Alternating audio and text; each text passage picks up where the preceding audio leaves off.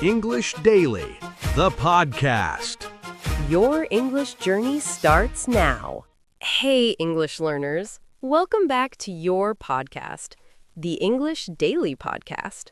Yes, we're so happy to have you here today.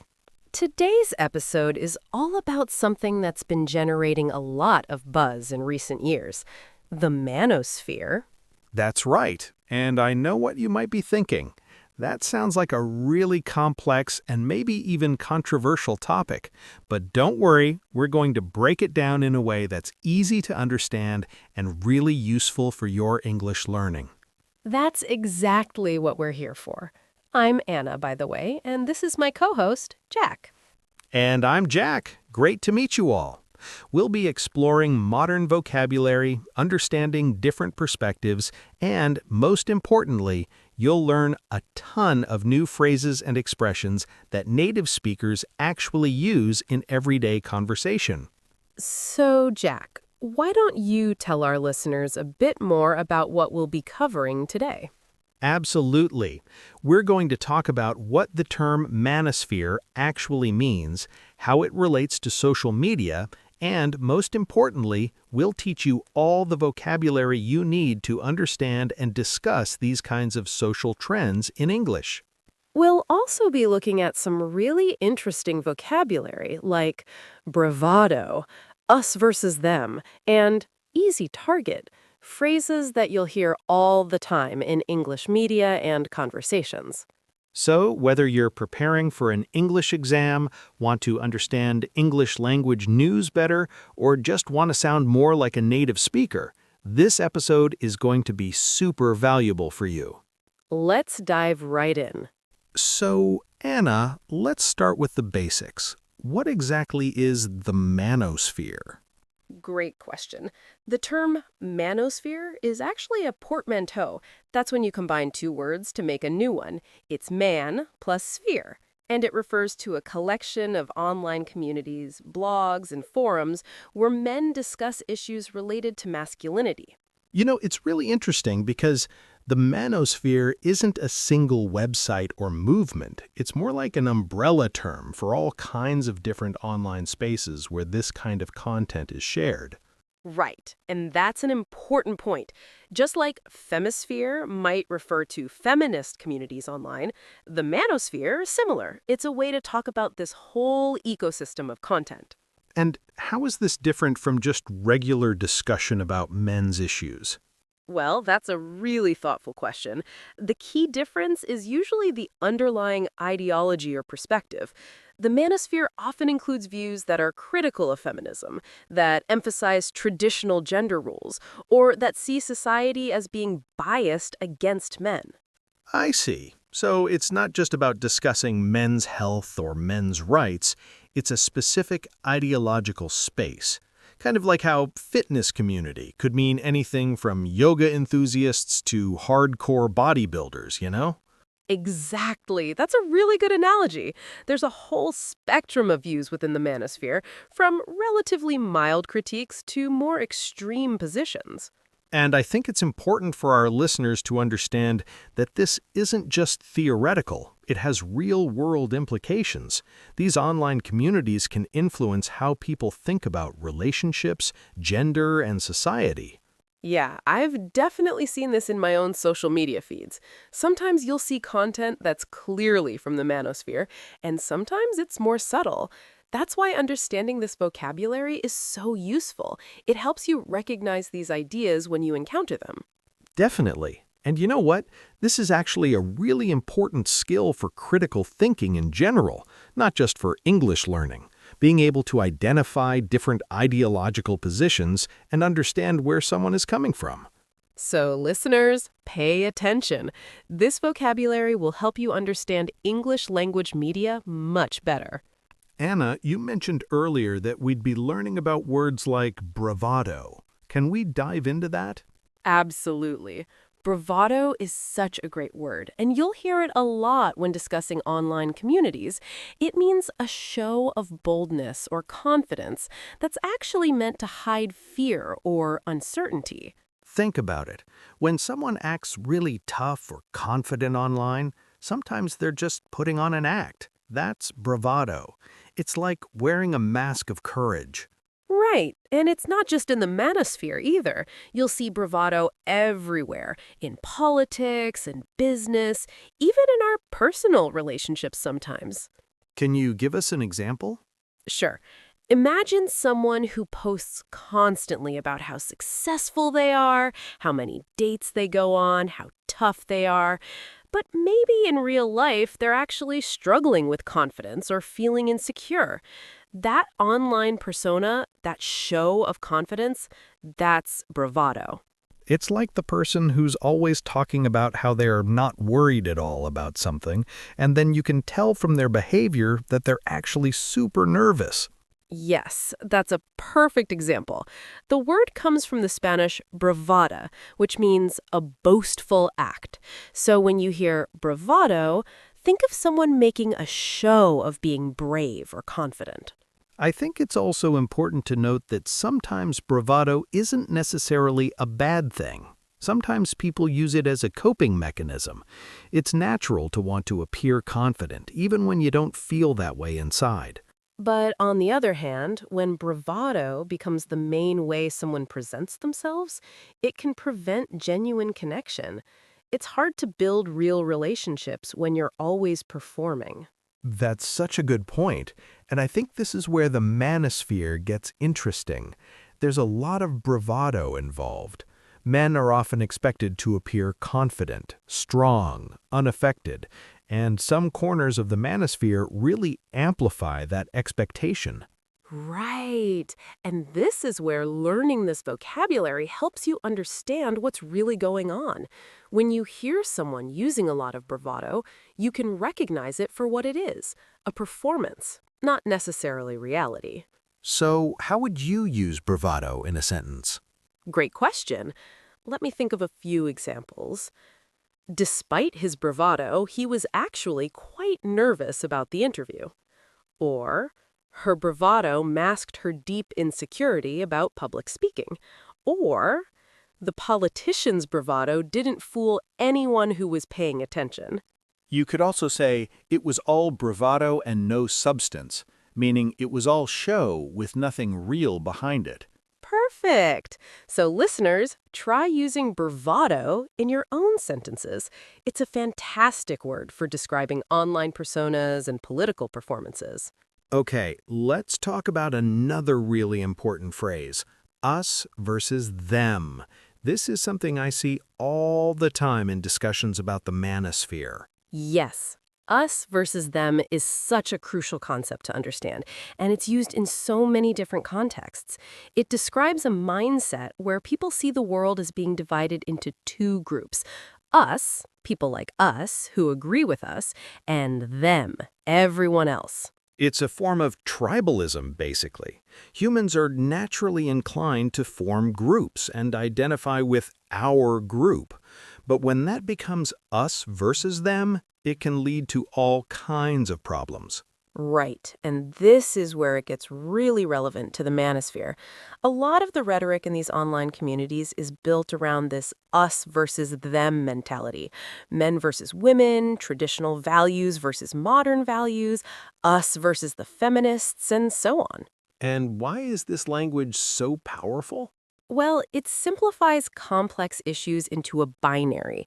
Instead of recognizing that there are many different perspectives and that most issues are nuanced, us versus them creates a simple narrative of good versus evil, friend versus enemy. It's like in sports, right? There's our team and the other team. But when you apply that kind of thinking to social issues, it can get really problematic. Exactly.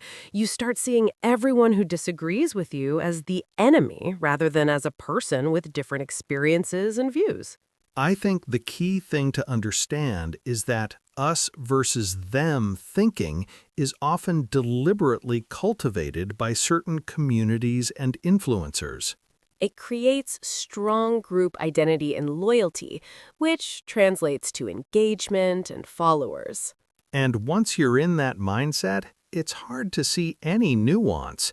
everything becomes about winning against them rather than understanding different perspectives. So how would you use this phrase in English? Well, us versus them can be used as a noun phrase. The debate has devolved into us versus them thinking.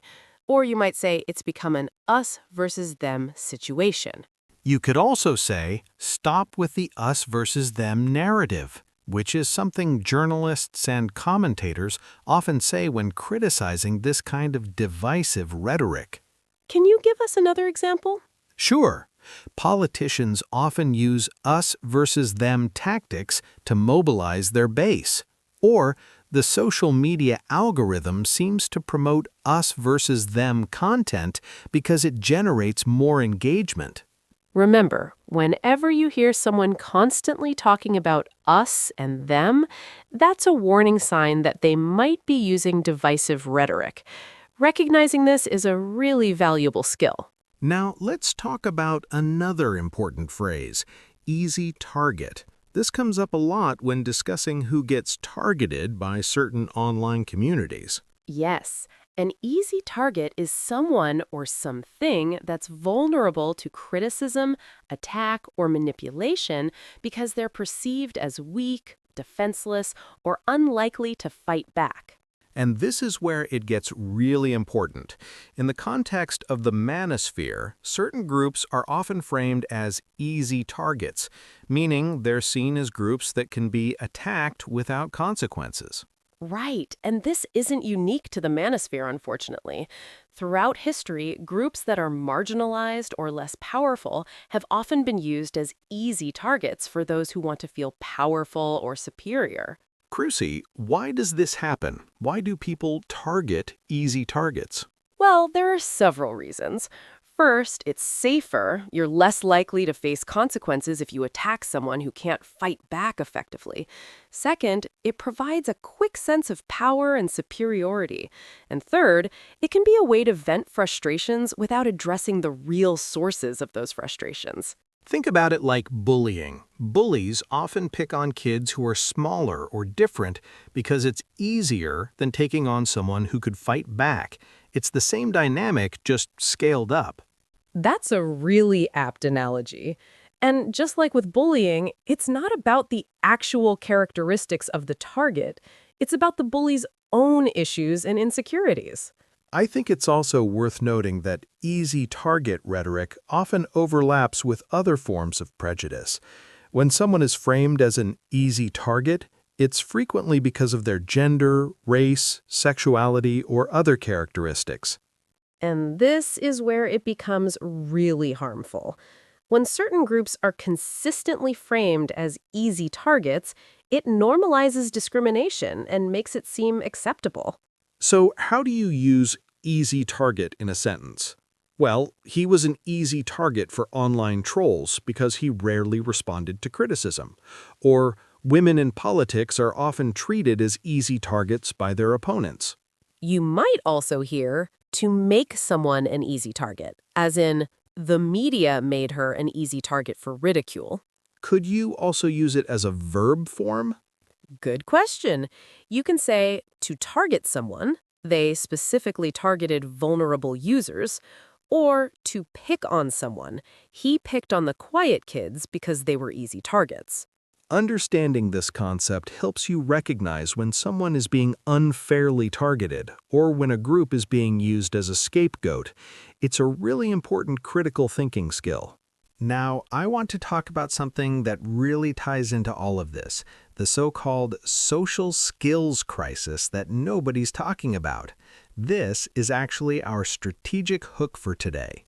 Yes, this is such an important topic, and it's directly related to why the Manosphere has grown so much. There's this widespread feeling that many people, especially young men, are struggling with social skills and dating.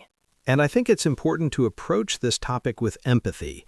Whether we agree with the Manosphere's diagnoses or not, the underlying feelings of loneliness, confusion, and frustration are real for many people. Right. I've definitely noticed this in my own circle of friends. There are people who genuinely struggle with social situations, with dating, with making connections, and they feel lost about what to do. So, what's causing this perceived crisis? Well, there are many theories. Some people blame social media, the idea that spending time online replaces time spent developing real-world social skills. Others point to changes in how people meet and date, with apps replacing organic social interactions. It's funny, isn't it? When I was growing up, you met people through friends, at parties, at school or work. Now, there's this whole dating app culture that can feel really unnatural to a lot of people. Definitely. And I think there's also something to the argument that we've become more isolated in general. People live in smaller households, work longer hours, and have less community connection than previous generations. And this is where the Manosphere comes in, right? It offers simple answers to complex problems. Instead of dealing with the nuanced reality of human relationships, it provides narratives about what women really want or how to be an alpha male. Exactly. And those simple answers are often wrong or even harmful, but they're appealing because they're easy to understand and provide a clear action plan, even if that plan is misguided. So, how does this relate to our vocabulary? Well, you'll hear a lot of this language in discussions about the social skills crisis. Words like red pill, alpha, beta, MG tau. All of these come from this space. Can you explain what some of these terms mean? Sure. Red pill comes from the Matrix movie and refers to waking up to what the poster sees as the real nature of gender relations. Alpha and beta come from animal behavior studies and are used to describe men who are supposedly dominant or subordinate in social hierarchies.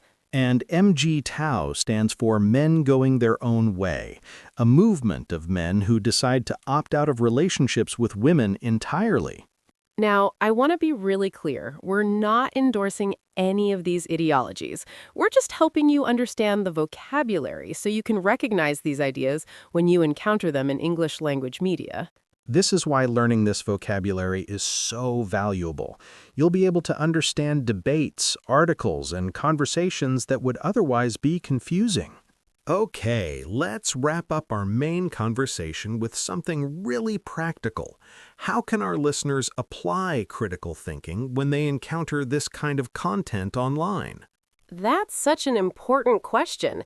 With so much information and misinformation online, it's crucial to develop good critical thinking skills. Let me share some thoughts. First, recognize the source. Who is saying this? What's their background? What might their motivations be? Someone selling a dating course has different motivations than, say, an academic researcher studying these communities. Right. And second, look for evidence. Are claims backed up with data, or are they just opinions? Do other reliable sources confirm what's being said? What else should we look for? Pay attention to the emotional language. Is the content designed to make you angry or scared? Does it use a lot of us versus them language? These are signs that the content might be more about manipulation than information.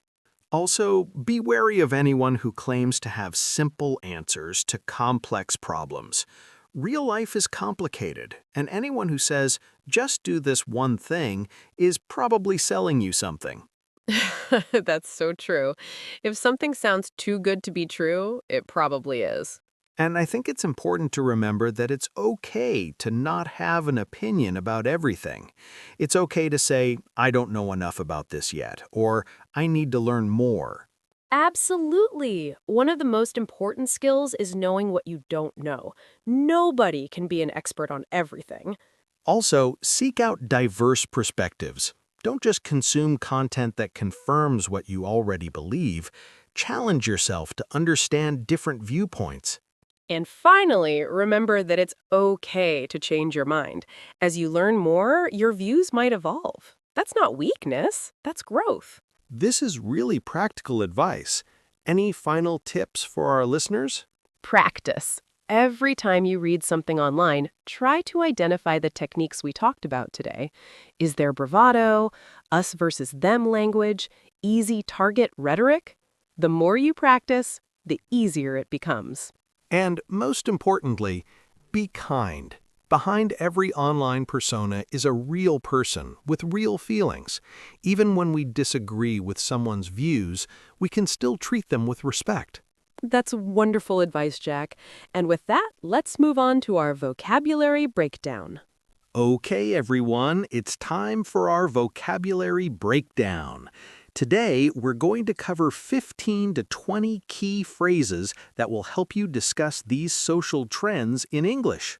Yes, these are phrases that native speakers use all the time, so pay close attention. You'll sound so much more natural once you start incorporating these into your conversations. Let's start with some of the words we've already discussed. Bravado. This means a show of boldness or confidence that's meant to hide fear or uncertainty. Example, despite his bravado, he was nervous about the meeting. Tip, use this when describing someone's confident behavior that seems a bit performative. Us versus them. This describes a divisive mindset where people see the world as our group versus other groups. Example, the political debate has devolved into us versus them thinking. Tip, this is often used critically, so be careful how you use it. Easy target. Someone vulnerable to attack or manipulation because they're unlikely to fight back. Example, she was an easy target for online harassment. Now, tip, this term often appears in discussions about bullying and discrimination. Red pill, originally from The Matrix, now refers to waking up to what some see as hidden truths about society, often related to gender relations. Example, he went down the red pill rabbit hole after watching that video. Tip, this term is often used with specific political connotations. Alpha, supposedly the most dominant or leader-type person in a social hierarchy. Example, he tries to act like an alpha male. Now, tip, this term is frequently used in dating advice and manosphere content. Beta, supposedly a less dominant or subordinate person in a social hierarchy. Example, he was called a beta for showing emotion. Tip, this term is often used in a derogatory way to criticize men who don't conform to traditional masculinity. Incel, short for involuntary celibate, someone who feels they can't find romantic or sexual partners. Example, the incel community has been linked to several violent incidents.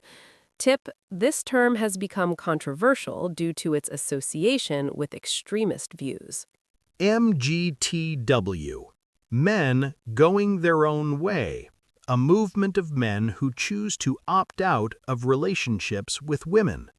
Example, MGTW is one of the communities within the broader Manosphere. Tip, this acronym is pronounced like MGTW. Toxic masculinity.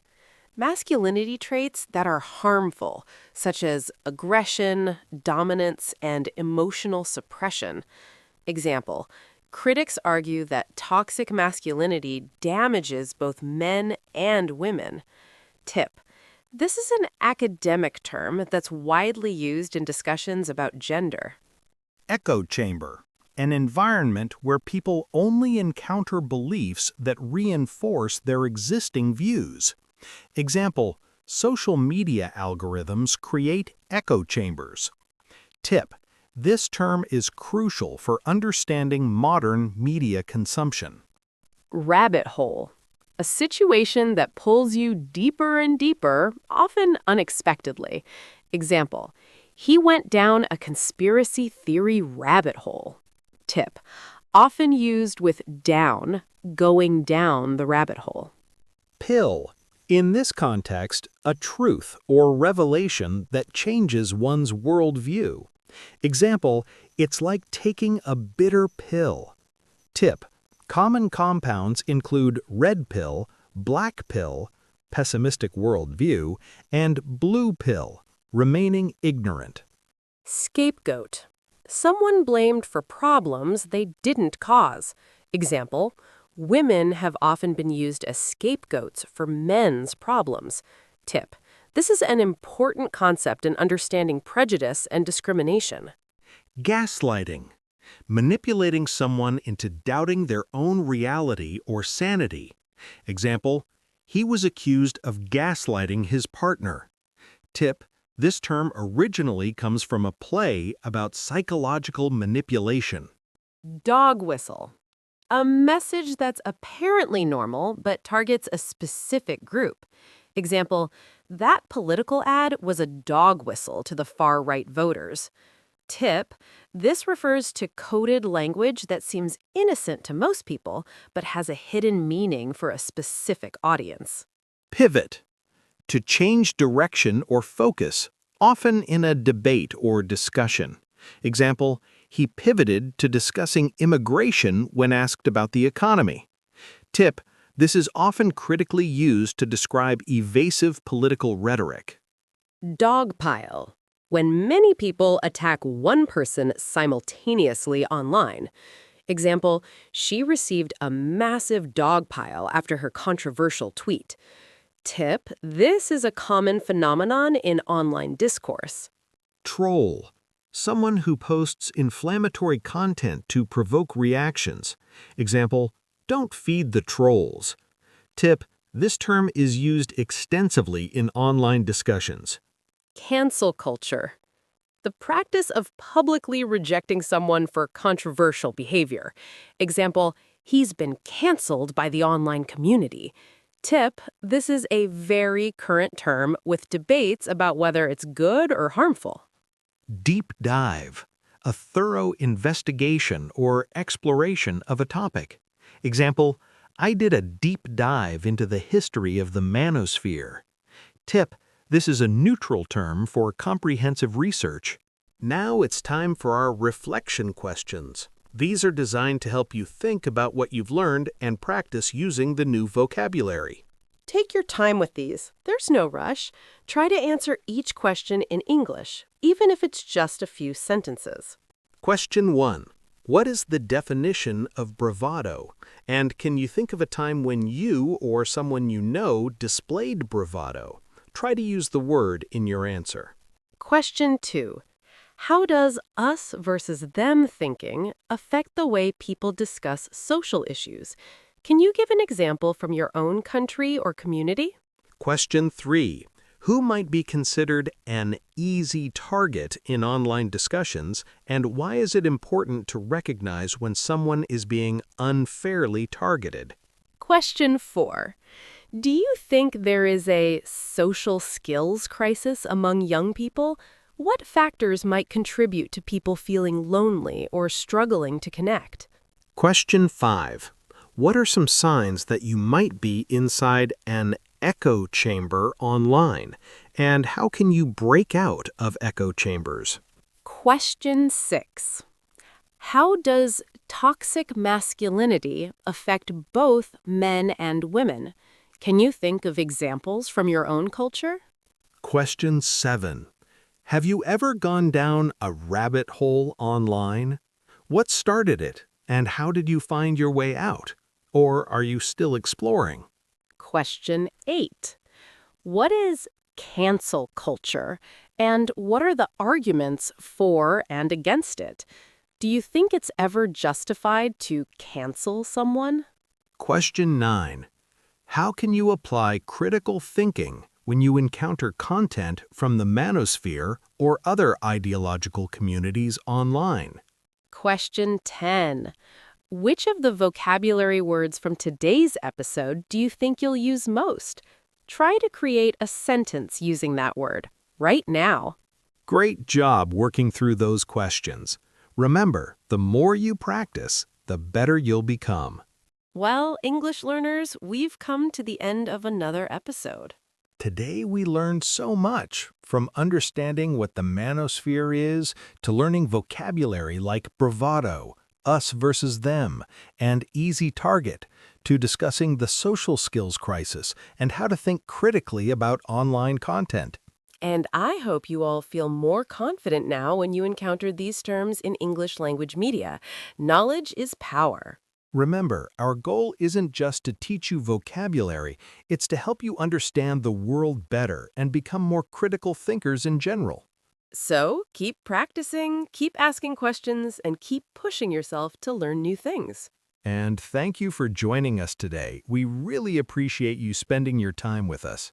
If you enjoyed this episode, please share it with a friend who might benefit from learning English through interesting topics like this one. And don't forget to check out our next episode, where we'll be exploring another fascinating topic. We're always working on something new and exciting for you. That's all for today, everyone. Thanks for listening to the English Daily Podcast. Yes, I'm Jack, and it's been great having you here. See you next time. Keep practicing your English, and remember, we're here to support you every step of the way. Take care, everyone. Bye for now. Bye. Your learning journey doesn't stop here. Keep improving your English. Click the next video or explore more episodes we've picked just for you. See you in the next lesson.